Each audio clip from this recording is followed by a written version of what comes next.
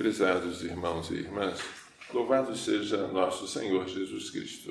Para sempre seja louvada a nossa Mãe Maria Santíssima. Prosseguindo a primeira carta aos Coríntios, no capítulo 15, São Paulo fala sobre a realidade da ressurreição de Cristo como fundamento de nossa fé. Se Cristo não ressuscitou, a nossa pregação é vã e a vossa fé é vazia.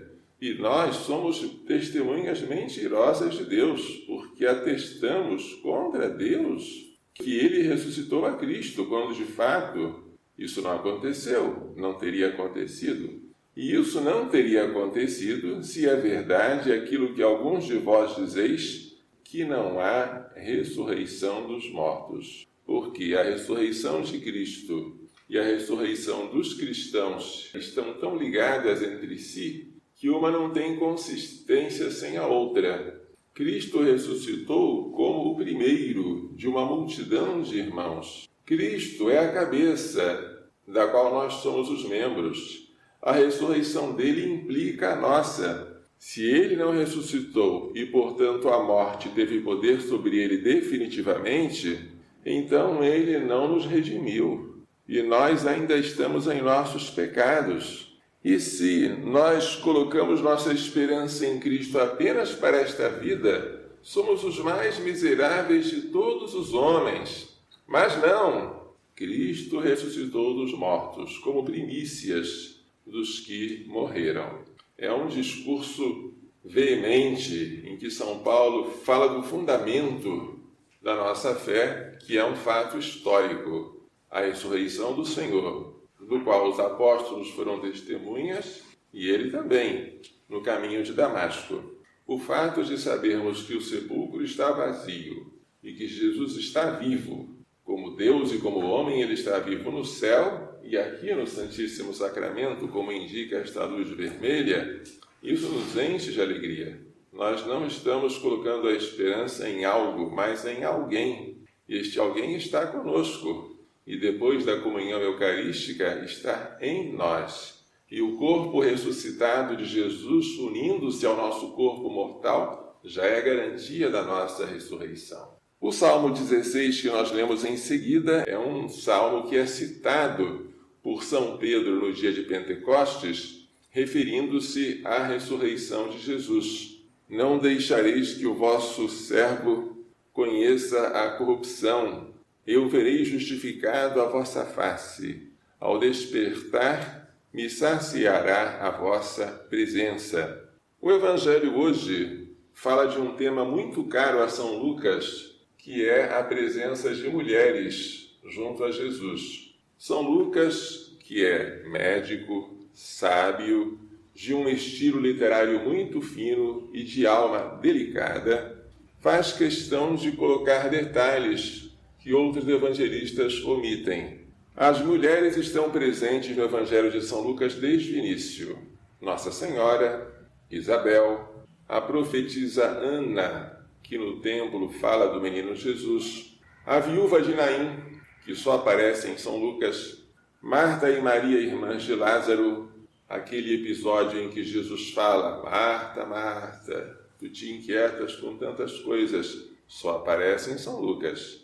Em São João as duas aparecem também, mas em outro contexto. E aqui, neste trechinho de hoje, São Lucas fala das mulheres seguindo Jesus. Os 12 vão com ele e também algumas mulheres. Quais são elas? Maria de Magdala, por isso chamada Madalena, que havia sido libertada de 7 demônios. Talvez por causa disso as pessoas associam o nome de Maria Madalena ao da pecadora pública que apareceu no Evangelho de ontem, mas não há conexão necessária. Joana, mulher de Cusa, que era alto funcionário de Herodes, Susana e várias outras mulheres que ajudavam a Jesus e aos discípulos com os bens que possuíam. O papel das mulheres seguindo Jesus é diferente do papel dos homens, porque as mulheres são diferentes dos homens. Mas é um papel específico, importante e insubstituível. Seguir a Jesus significa fazer a vontade dele. assim como ele fez a vontade do Pai. As mulheres não são cabeça, são coração, mas o coração é o primeiro órgão a se formar. A cabeça vem depois. Se é verdade que o futuro da humanidade passa pela família, como dizia São João Paulo II tantas vezes, também é verdade que o futuro da família passa pela mulher, que é o coração do lar. Se hoje nós tivéssemos mulheres de verdade seguindo a Jesus, mulheres conscientes da sua vocação, da sua missão, do seu lugar, como este mundo seria diferente. Verifiquem, nos últimos 100 anos, quanto que os homens mudaram.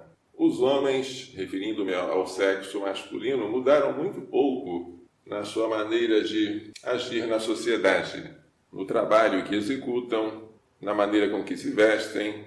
Todos os vícios e as virtudes permaneceram mais ou menos estáveis.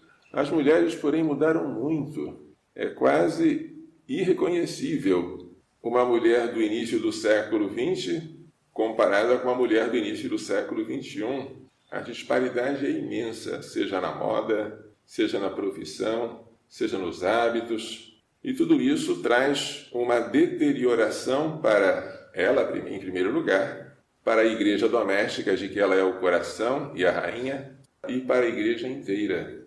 Então nós precisamos resgatar as mulheres. É um trechinho de São Lucas que nos convida a voltar os nossos olhos para elas que estão entre os pequeninos. Mulheres são frágeis, choram com mais facilidade, têm mais oscilação de humor, embora sobre muitos outros aspectos elas sejam superiores. Porém, estão colocadas entre os pequeninos, aqueles que nós devemos assistir com particular atenção.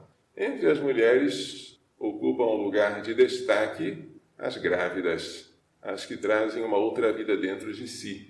E é o que nós estamos tentando fazer aqui, resgatá-las deste mundo mau, porque quase sempre a gravidez delas resultou de um pecado, de uma falta de formação religiosa.